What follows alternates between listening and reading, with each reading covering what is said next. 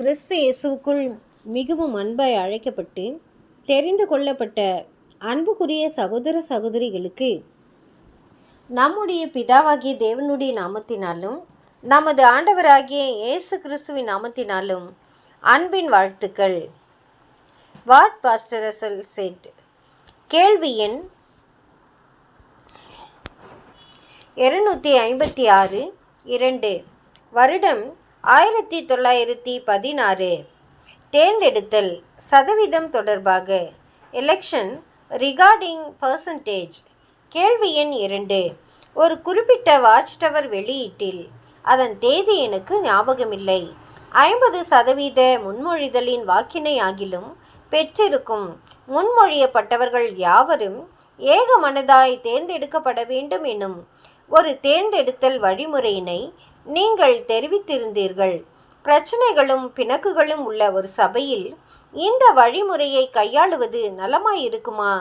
அல்லது மூப்பராக தேர்ந்தெடுக்கப்படுவதற்கு முன்மொழியப்பட்டவர்கள் ஒவ்வொருவருக்கும் 75% வாக்குகள் வேண்டுமென்று வலியுறுத்துவது நலமாயிருக்குமா?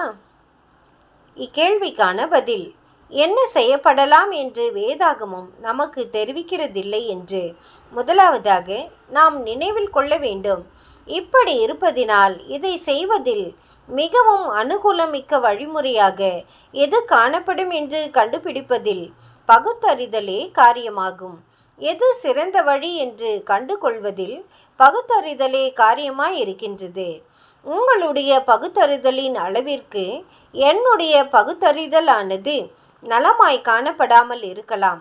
இது போன்ற எந்த ஒரு தலைப்பின் விஷயத்திலும் வாட்ச் டவர் வெளியீட்டில் எந்த ஒரு ஆலோசனைகளையும் முன்வைக்கையில் அவைகள் என் அபிப்பிராயங்களாக மாத்திரமே இருக்கின்றன. சகோதரர் ரசல் கட்டளையிடுவதற்கோ அல்லது எவ்விதத்திலும் சர்வாதிகாரியாக காணப்படுவதற்கோ விரும்புகிறது இல்லை. வேதாகமம் எதுவும் பேசிடாத இம்மாதிரியான விஷயங்களில் அவர் தனது அபிப்பிராயத்தை தெரிவித்திட முயற்சித்திட மாத்திரமே செய்கின்றார்.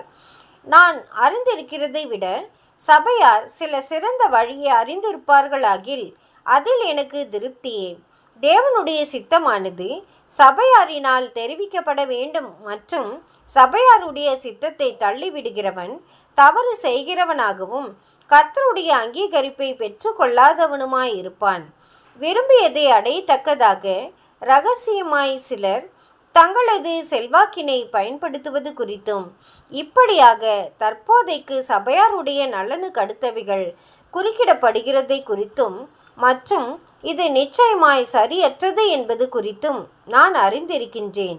கர்த்தர் ஏற்பாடு பண்ணி உள்ளவைகளுக்கு மிஞ்சி செல்வதற்கு நாம் முயற்சித்திடக்கூடாது. இப்படியான எதிலும் கர்த்தர் பிரியப்படுகிறது இல்லை. நாம் கர்த்தருக்கும் சகோதரருக்கும் நேர்மையாய் காணப்பட்டு சகோதரர் அனைவரும் பின்வரும் சரியான எண்ணத்தினை பெற்றுக்கொள்ள உதவிட வேண்டும். அதென்னவெனில், நான் மூப்பராக தெரிந்தெடுக்கப்படுவதோ அல்லது தெரிந்தெடுக்கப்படாமல் இருப்பதோ என்னுடைய காரியம் அல்ல. சபையாருக்கு நலமாய் தோன்றுகிறதை அவர்கள் செய்யட்டும்.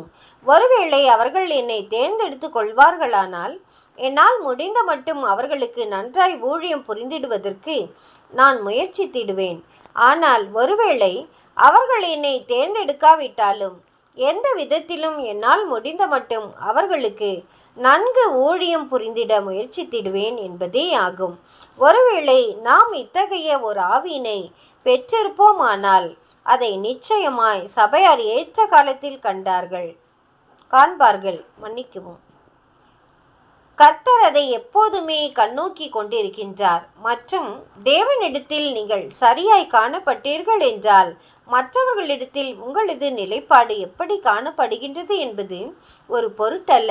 ஒருவேளை நாம் 80% அல்லது 75% அல்லது வேறு எதையாகிலும் வைத்து கொள்ளலாம் என்று நீங்கள் சொல்வீர்களானால் சதவீதம் தொடர்புடைய விஷயத்தில் அதை விதிக்குட்படுத்த எதுவும் இல்லை. வேதாகமத்தில் எதுவும் இல்லை.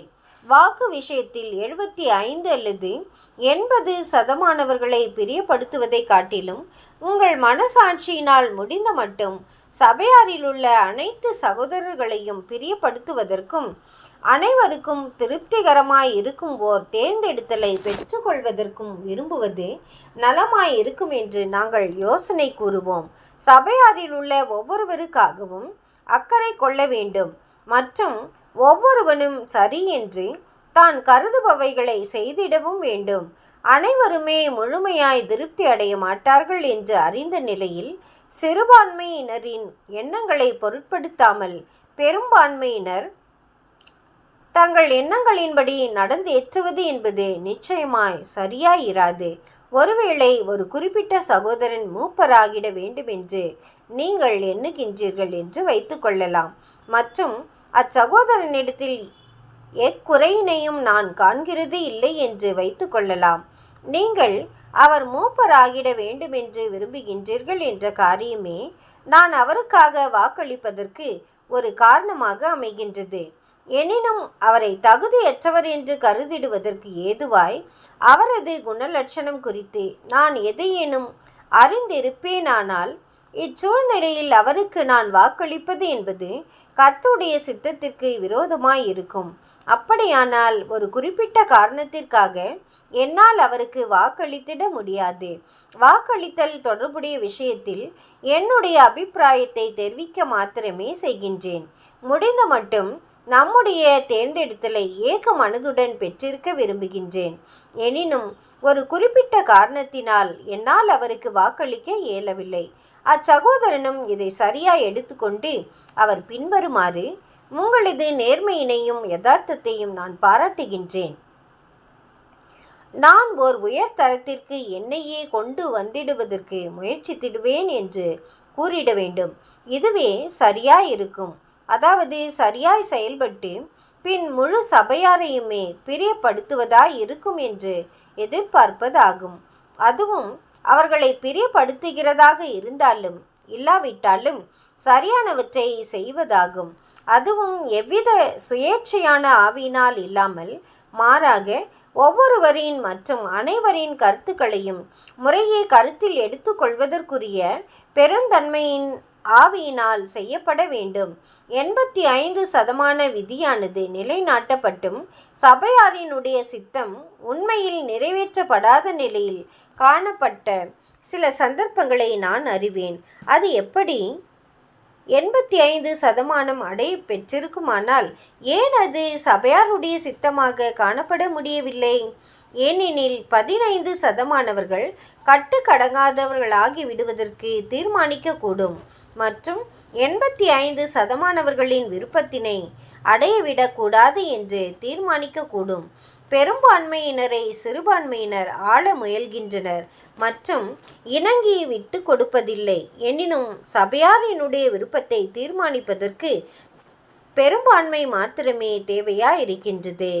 51% என்பது பெரும்பான்மையாகும்.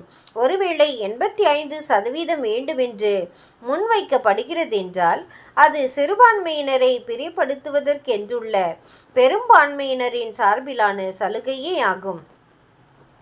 51% நாங்கள் தீர்மானிப்போம் என்றும் எங்கள் வழியின்படி செய்வோம் என்றும் சொல்ல முடியும். ஆனால் அது மற்றவர்களை புறக்கணிக்கிற காரியமாய் இருந்து பிரிவினையை உண்டு பண்ணிடலாம்.